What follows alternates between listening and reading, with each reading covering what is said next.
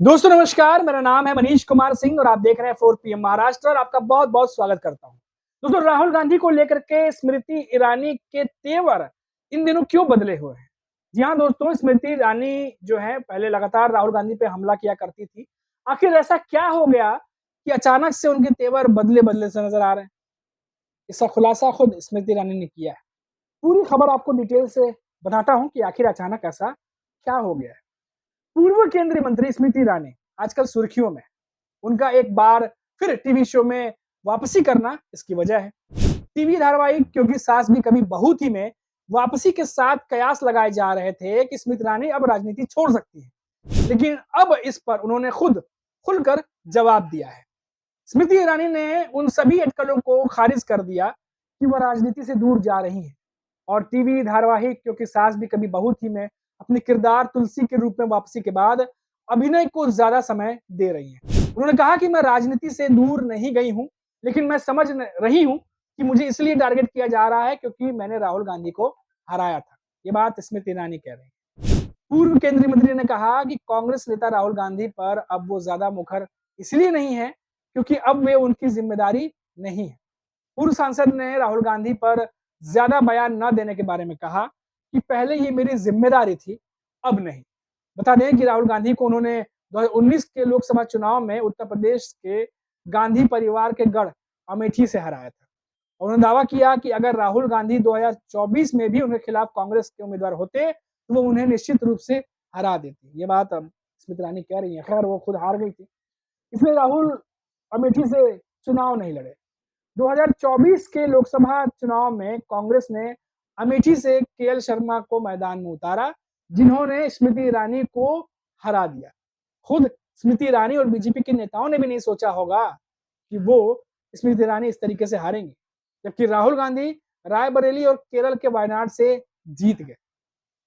India today को दिए एक इंटरव्यू में स्मृति ईरानी ने कहा है कि राहुल गांधी है और गांधी परिवार ने 2024 में मुझसे लड़ने से इनकार कर दिया। मैं क्या कह सकती हूँ, जब वे युद्ध के मैदान में नहीं उतरे तो मैं बस उनका पीछा नहीं कर सकती। तो उसके बाद देखिए दोस्तों, ये तमाम बात स्मृति ईरानी ने कही है। स्मृति ईरानी ने आगे कहा है कि मैं कोई राजनीतिक संन्यास नहीं ले रही। उन्होंने कहा कि 49 साल की उम्र में कोई कौन संन्यास लेता है। लोग 49 साल की उम्र में अपना राजनीतिक करियर शुरू भी नहीं कर पाते। मैं 3 बार सांसद रह चुकी हूँ, 5 विभागों की मंत्री रही। अभी लंबा रास्ता तय करना है। यह पूछे जाने पर कि क्या 2029 का चुनाव अमेठी से लड़ेंगी, उन्होंने कहा कि मैं भविष्यवाणी नहीं कर सकती कि पार्टी क्या फैसला करेगी, लेकिन हो सकता है कि पार्टी 2026 या 25 में कुछ फैसला करे। अब देखिए दोस्तों, ये बयान स्मृति ईरानी ने दिया है, लेकिन अगर आप ये देखिए, स्मृति ईरानी जो है वो टीवी पर वापसी कर रही है, लेकिन अगर क्या वो जीत गई होती तो क्या वो टीवी पर वापसी करती? क्योंकि स्मृति ईरानी का एक लंबा चौड़ा करियर टीवी सीरियल की दुनिया से जुड़ा रहा है, आपको भी पता है। और उसके बाद जब उन्होंने राजनीति में कदम रखा तो उन्होंने एक्टिंग को एक तरीके से अलविदा ही कह दिया था, क्योंकि वो बहुत ज्यादा कुछ कर नहीं रही थी। और राजनीति पर आपने देखा होगा कि आए दिन वो कांग्रेस पर हमला बोला करती थी। पहली बार वो जीत गई थी, लेकिन इस बार 2024 आपको याद होगा कि उससे पहले जब चुनाव हुए लोकसभा चुनाव के 24 में, तो उस समय स्मृति ईरानी जो है वो हार गई।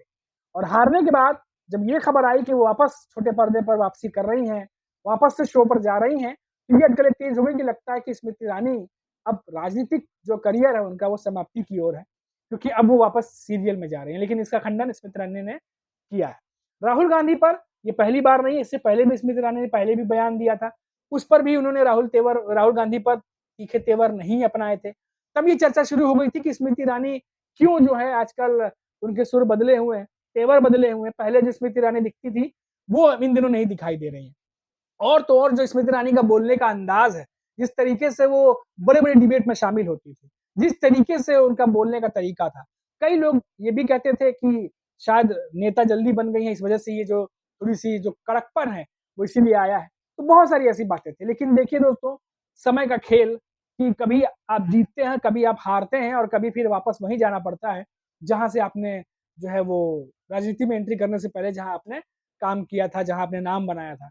अब ऐसा ही कुछ किस्सा जो है वो कंगना रनावत का भी होता दिखाई दे रहा है। मंडी से जीत गई, पहली बार चुनाव लड़ी, पहली बार ही जीत गई।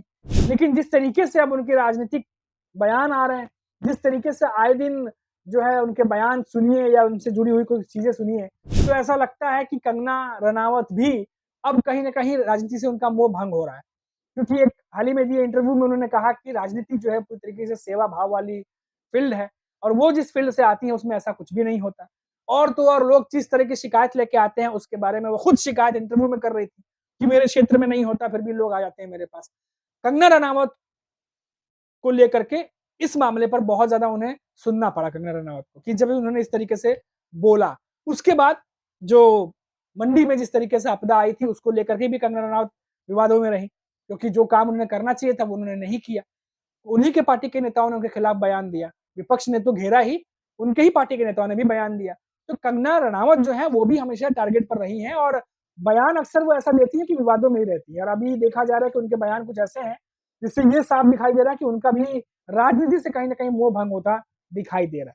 अब वो कितना लंबा राजनीतिक करियर सँभालेंगी, कितना समय रहेंगी, ये तो आने वाला वक़्त बताएगा, क्योंकि वो भी आजकल मुंबई आती-जाती रहती हैं और फ़िल्मों को लेकर के वापस से उनका काम शायद शुरू होने वाला है, ऐसा खबर भी है। माधवन के साथ भी कोई प्रोजेक्ट शुरू होने वाला है, जो आर माधवन एक्टर हैं। तो ऐसे में कितना राजनीतिक करियर लंबा होगा, नहीं होगा, ये तो आने वाला वक़्त बताएगा। लेकिन ये दोनों ही अभिनेत्रियाँ जब किसी समय में एकदम फ़ॉर्म में रहा करती थी, राहुल गांधी पे जवाबी हमला करती थी, कांग्रेस पे हमला करती थी, वो तेवर जो है इन दिनों थोड़े नरम पड़ते दिखाई दे रहे हैं और हो सकता है आने वाले समय में कुछ भी खबर आ जाए। अभी के लिए इतना ही, आप देखते रहिए 4 पीएम महाराष्ट्र। नमस्कार।